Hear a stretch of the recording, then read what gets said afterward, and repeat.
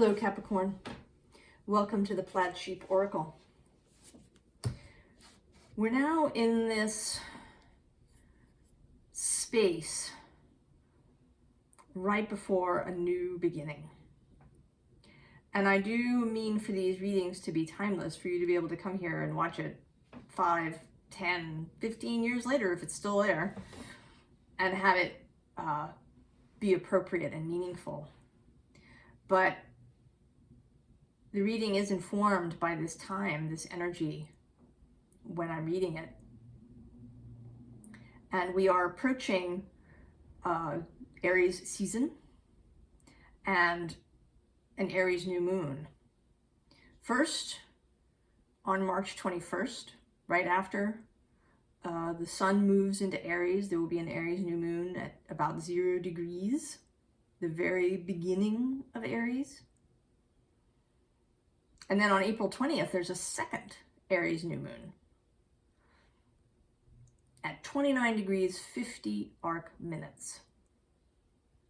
So just hours, about 4 hours before the sun moves into Taurus. And these are happening square to your sign, the beginning and the end of your sign. That second new moon will actually square Pluto, who at that moment will be sitting at 0 degrees of Aquarius. He enters there on March 23rd. He doesn't get very far in before May 1st when he turns back retrograde. And then there's the fact that Saturn has moved into Pisces. So there's two things about that. One, that he is now in a sign that's sextile yours. That's a good working relationship. And two, he's left his own space. He's been running through Capricorn and Aquarius, where he is the dispositor. His, sort of home zone. So he is no longer in his most archetypal kind of energy. And he is traditionally rules Capricorn.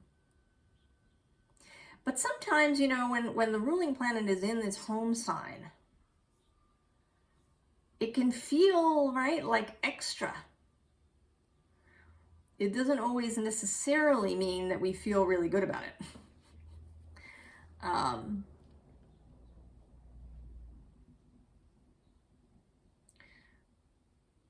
So I think that there is a general, there's a general lightening.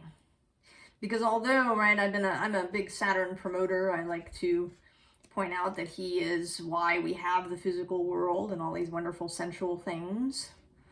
He's everything in the 3D. He gives us stability and security. But he is a heavy energy, He is that,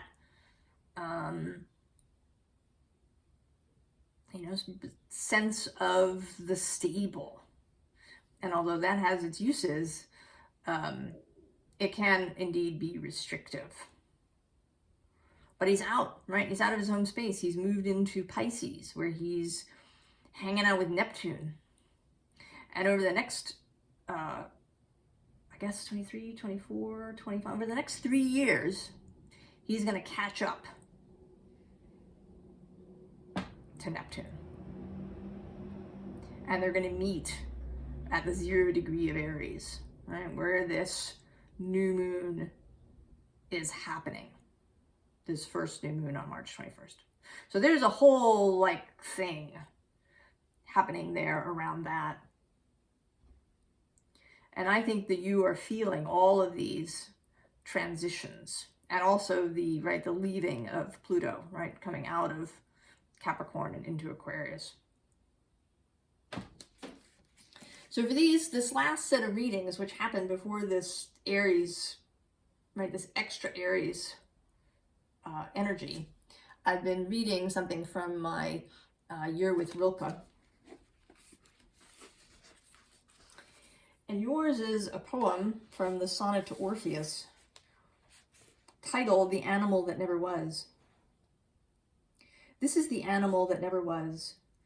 They didn't know and loved him anyway. His bearing, his neck, the way he moved, the light in his quiet eyes. True, he didn't exist, but because they loved him, he became a real animal. They made a space for him, and in that clear, uncluttered space, he lifted his head and hardly needed to exist. They fed him, not with grain, but ever with the chance that he could be, and that so strengthened him that from within he grew a horn.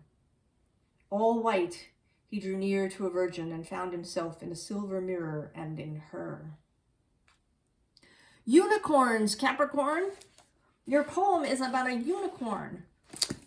A unicorn being brought into being with the energy of love and belief. Right? You are totally entering these mystical waters of bringing something into being through love and belief and nurturing. Right? That is Saturn in Pisces. Or certainly one of his aspects, right? He is there to help bring form and reality and manifestation to dreams. Right? Neptune's energy can be gorgeous, dreamy, inspired, magical, expansive, mystical, fantastical. Right? That's the energy of the imagining of the unicorn, that this creature could be. But then you need something solid to actually make the thing be in the 3D. You need Saturn. And he has just entered Pisces, right? He is now in this space. So it's possible that you've spent a long time. Neptune entered Capricorn fully in 2012. That's a long time, right? 10 solid years and more. And that is, right, a space where you could have been imagining all kinds of things, but it may also have been a really confusing space. All right, confusion, delusion, all right, an inability to take any concrete action. All of these can be, right, a Neptunian thing. And I think that time is ending for you, Capricorn. So you begin with the moon, right? Mystical, out of the gate. And underneath is strength, right? So this really feels, right, like this moon sun thing. This, right, this kind of imaginal and then concrete space.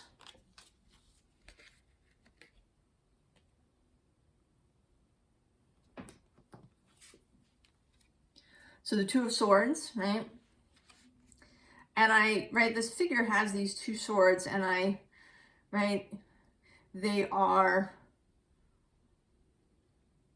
perhaps, right, deciding how to move forward. Right, how to step out of this, right? The moon is overhead, this sort of Neptunian space.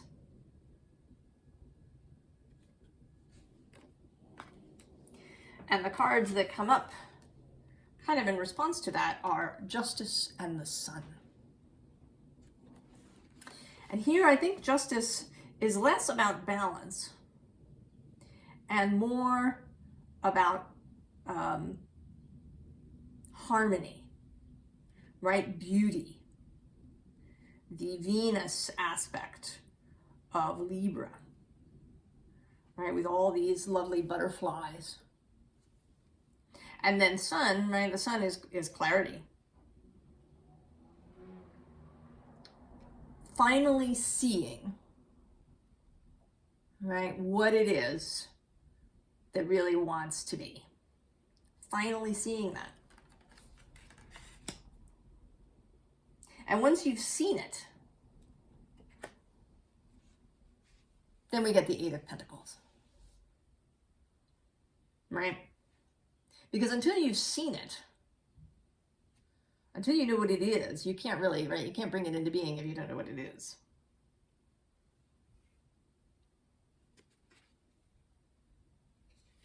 Right? Until you can envision the web, you can't build it.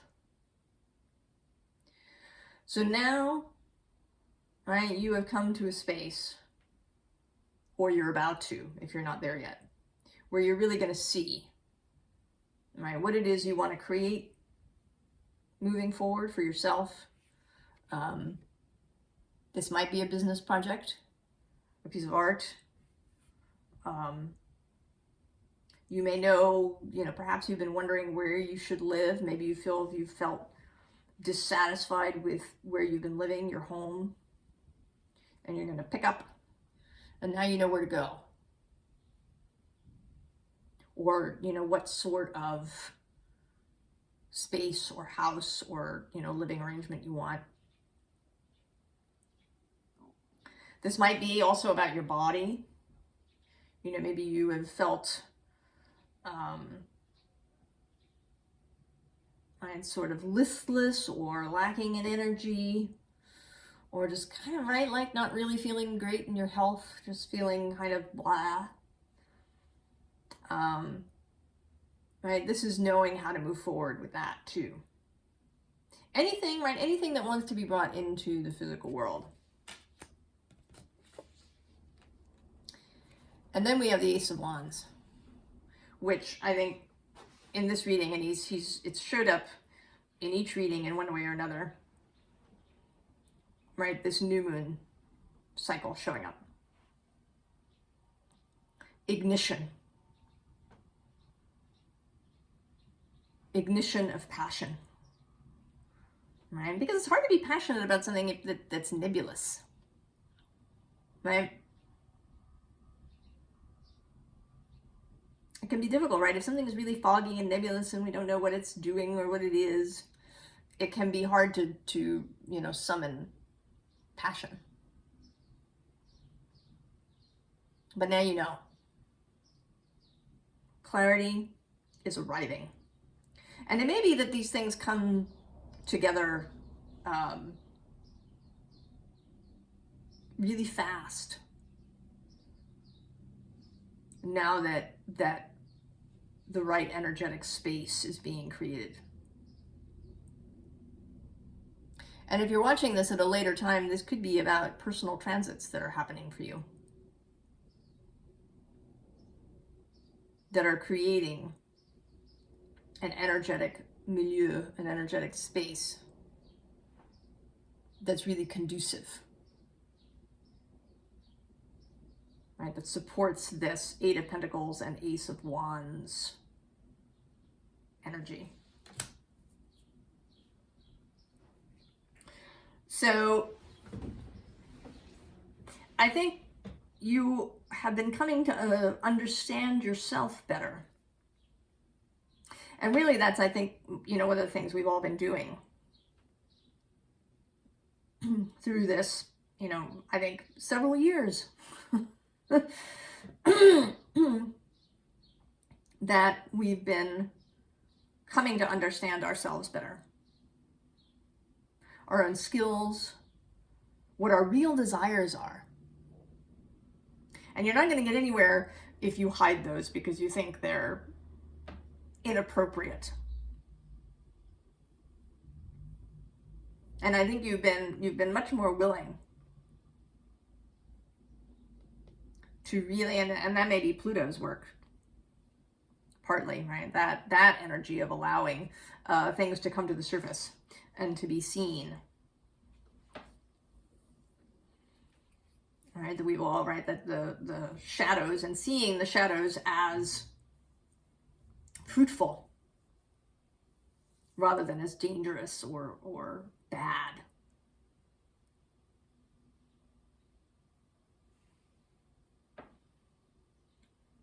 right? Whatever placements you have in Capricorn have been conjuncted by Pluto at some point between 2008 and now. And in my experience, Pluto conjunctions are openings. I mean, Pluto transits are always challenging, but they do, right? It's the square that, as far as I've been able to see in people's lives, the square is the trickiest.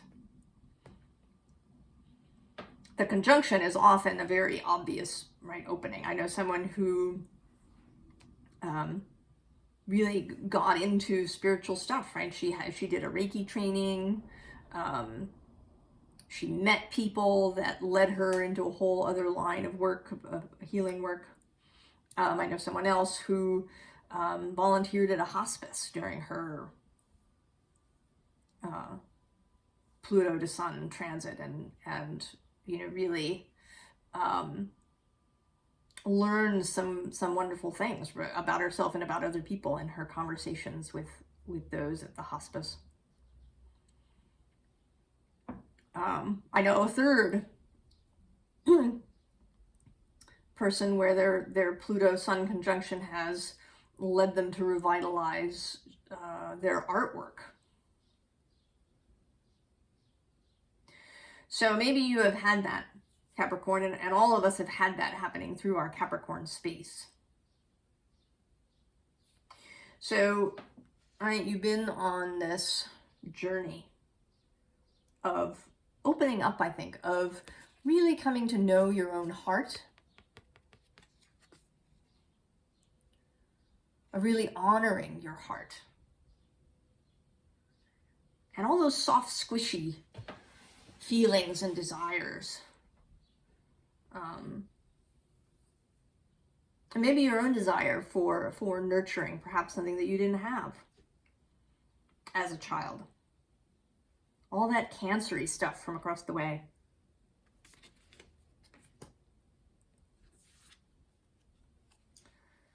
Right, and this ancient ones,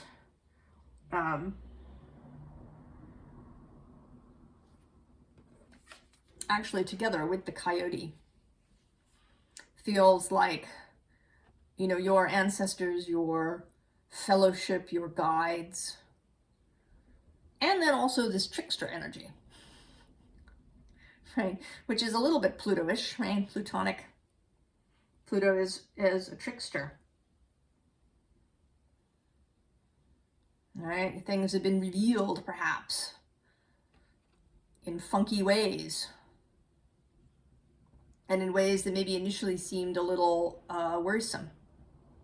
And I'm also noticing, I don't always look at the numbers, but today it's a 1 and a 12, which is a 13, which is a, you know, a mystical and powerful number and associated with the feminine. Right, I think Capricorn has a lot of masculine associations, right? We think of it as money and government and power and these kinds of things. Right, that cardinal take charge sort of energy that you can get with Capricorn. But Capricorn is earth,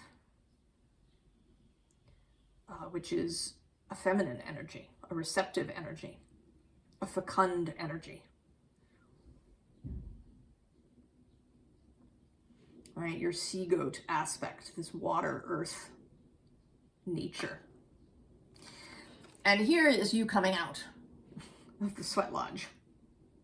Right, sometimes this is going in, but in this case, you are coming out. You've been in this sacred space, and you may still be there. I mean, this, right, these readings just before this new moon, this is the last threads, the last, you know, puzzle piece being put in to this part. Right? It's not like anything is complete forever for your life. Right? There's always more to learn and more to expand into and discover. But we are kind of coming into, right, a new space, a new way of being, and you're coming out of the lodge. And, right, we get this Two of Fire then, which is another nod to Aries. This is an Aries card. In fact, the first decan of Aries, where this first new moon is happening.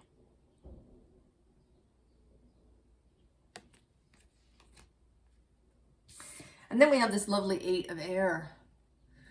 This ability that you now have to see things from an altered and higher perspective, to see the big picture.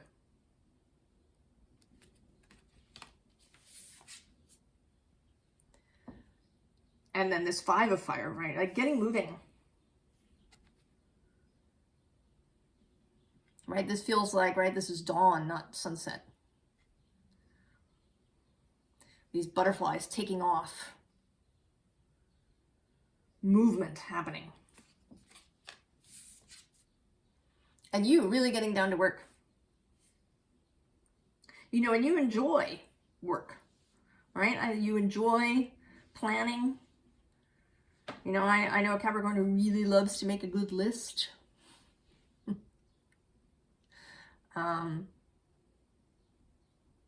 Right? You enjoy the process, the work.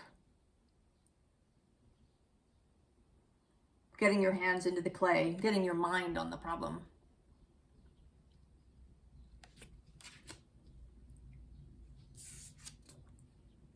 And coming into this Hierophant energy of personal wisdom and stability. Right? You know, he's not, right, this is not all sort of a locked in Hierophant, right? He can collect all of his, right, all of his tools into his bag and be up and moving if he needs to.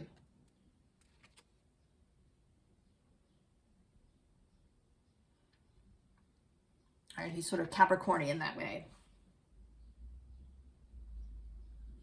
Right, he's kind of got this portable sweat lodge, I feel like, behind him in this tent, where whenever, right, something comes up, a puzzle, a challenge, some sort of apparent stumbling block, right, he can step back into that portable sweat lodge, just spend, you know, a little time in there, get clear, maybe get some guidance from the ancestors, from his guides. And then he can come back out whenever he needs to. There's no rigidity here. And so the Surrealist Tarot coming out with the Fool, nod number 3 to Aries, and to this new energy. But he's, right, this is a particularly sort of earthy Fool, right? He's all made out of stone and rock. But he's not, right, this is stone and rock that's mobile. Right? You're an earth sign, but you are very mobile. And then there's these two cards sort of together as a contrast. This Knight of Cups and this King of Pentacles.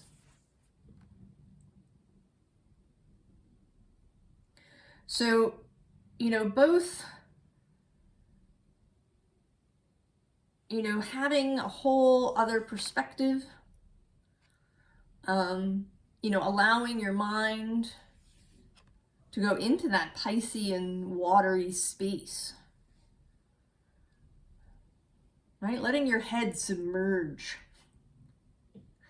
into alternative spaces. And also allowing, right, stuff to be. Right? Having all the stuff. And allowing things to be weird. Right? Allowing yourself to be mystical and weird, to be surreal.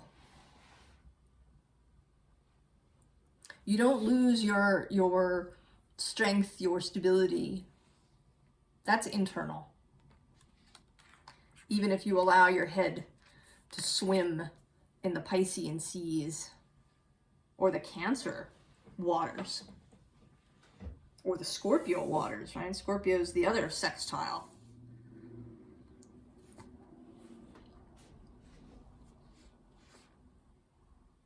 You always have your internal stability. Saturn is your guiding principle.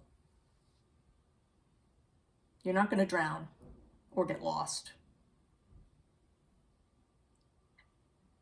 So for advice, right, we have this Two of Pentacles. So if you, I feel like if you get really caught up in this kind of balancing act, if you feel like you're getting too caught up in minutia, or in perseverating about things, or worrying about things, or having anxiety about stuff in your physical world, you just have to remember the ocean behind you, right? Calling on that Page of Cups energy.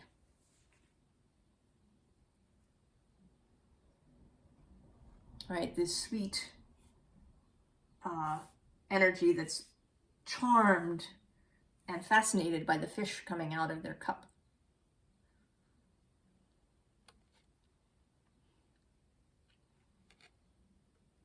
All right, step into the sea. And then you get the Chariot, who here is, right, showing up as Cancer.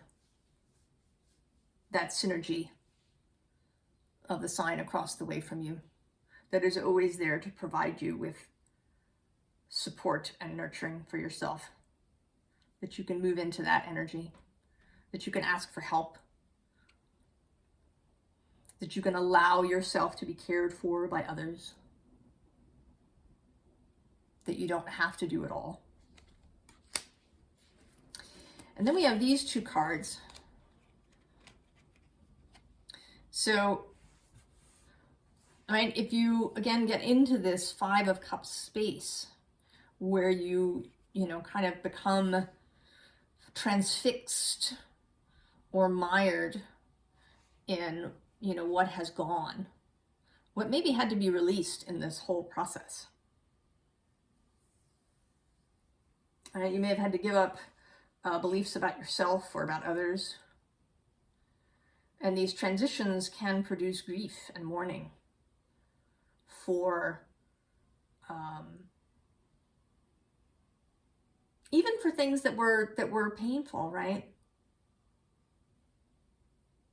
Right, but we're so familiar that they were like old friends, right? These pains and troubles. And now there's this mourning period for them.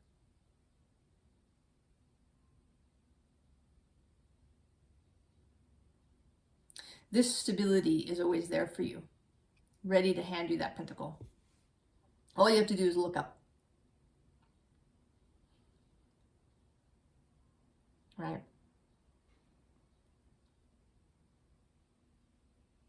You are never lost, really, Capricorn.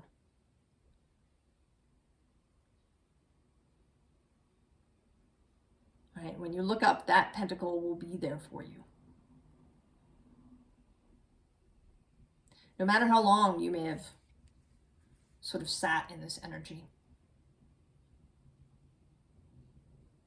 That strength, that stability, that understanding of the physical world, that ability to create, to manifest, that is always there with you.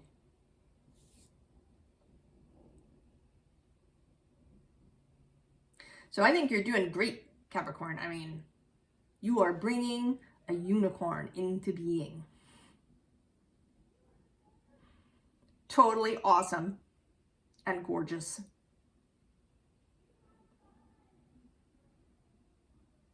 And I hope that you're excited about it, and that it's right, that you're starting to feel this rising, passionate energy. I wish you the very best, Capricorn, and I will see you next time. So long.